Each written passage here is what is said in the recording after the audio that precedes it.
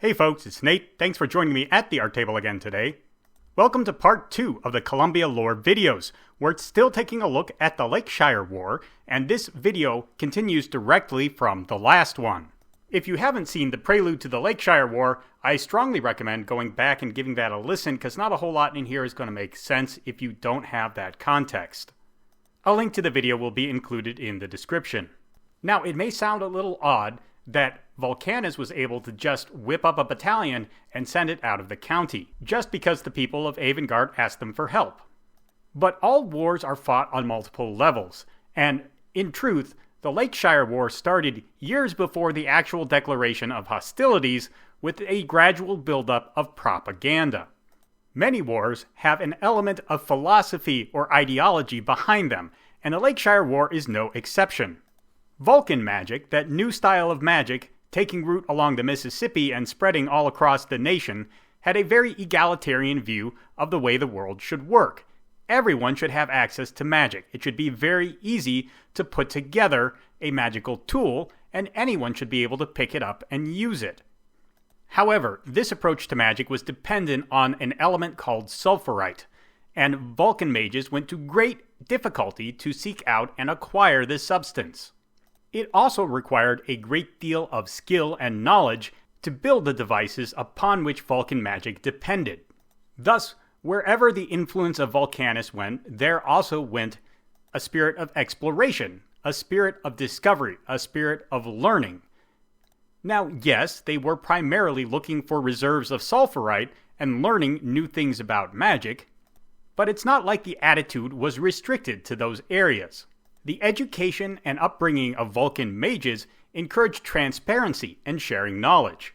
So, wherever a Vulcan mage went and set up shop, they would try and learn and share whatever they knew.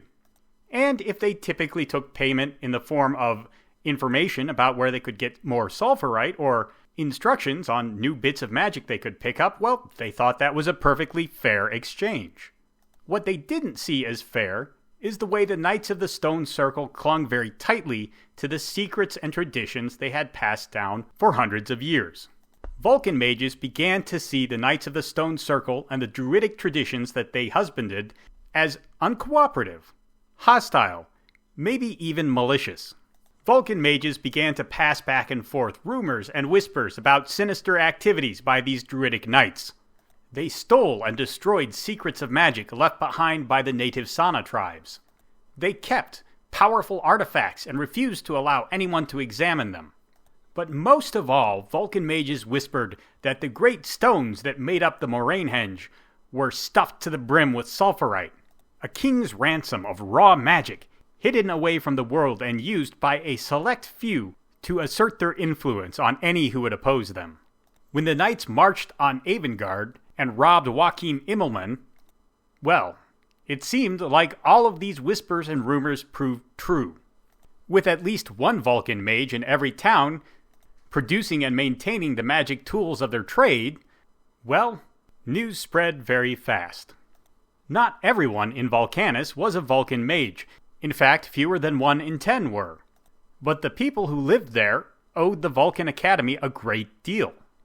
And there wasn't a single Vulcan mage in the entire nation that was comfortable with the thought that strangers could show up from a county in the far north and just take their life's work with no explanation. No, the Vulcanists were not about to allow their fate to be dictated from Lakeshire, and so it was a very easy thing for them to raise a company of militia and send them north. On the flip side of the coin, the people of Lakeshire and its surrounding counties had a much older and deeper connection to the Stone Circle. Arthur's order of druidic knights came to the continent of Columbia in response to constant attacks by the Sana League on settlers from Avalon. While the initial wave of settlers included a few Knights of the Stone Circle, there were simply not enough trained in the ancient arts of druidry to deal with the hostile arts of the native people. While the Druids of Stonehenge were some of the most sophisticated and skilled workers in all of Europe, the sachems and medicine men of the Sana were far more numerous, and they knew the land better. So, a group of over 100 fully trained knights brought the best of the arts of druidry from Stonehenge and to Avalon. They were not intruders. They were invited. And the people of Lakeshire were well aware of the fact that Columbia still owed them a great deal. The Sana League still existed, and the Knights of the Stone Circle would be necessary if the two nations ever went to open war again. In the years since the official peace between the Sana and Columbia, the Stone Circle had been granted a seat of power at Morainehenge, and people from there had fought in every major conflict Columbia had been involved with ever since. Lakeshire was quick to advocate that it was just and fair that the Knights shared their secrets however they saw fit. So long as they remained loyal to the government in Hancock, Lakeshire remained loyal to them and the memories of the sacrifices they had made. They didn't think quite so much of the newfangled Vulcan magic the Dolomites brought to the country. Yes, it could do some very useful things, but it didn't require any measure of character or ability to be able to do those things. They often spoke of the Vulcan arts as cheapening magic. And with a Vulcan mage at every crossroads, well, there was no one to guarantee the quality or skill of the work they did. No one to hold them to account if they proved to be liars or cheats.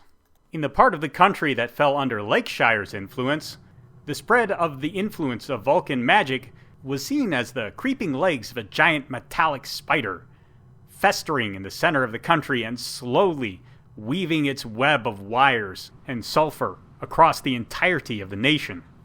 When the Vulcanist militia came to arms and traveled north, Lakeshire just saw another leg of the spider, reaching out to take what they held dear. There was no love lost between these two factions. Unfortunately, Columbia as a nation did have certain sympathies. After all, Avangard went to Vulcanus for help. Everyone in Columbia knew a Vulcan mage.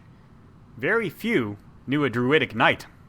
So while things were tense when the Vulcanist militia set up camp in Avangard, most people who read about it in the papers assumed that Vulcanus had the right of it, and eventually the Council of Lakeshire would reach some sort of an agreement with them.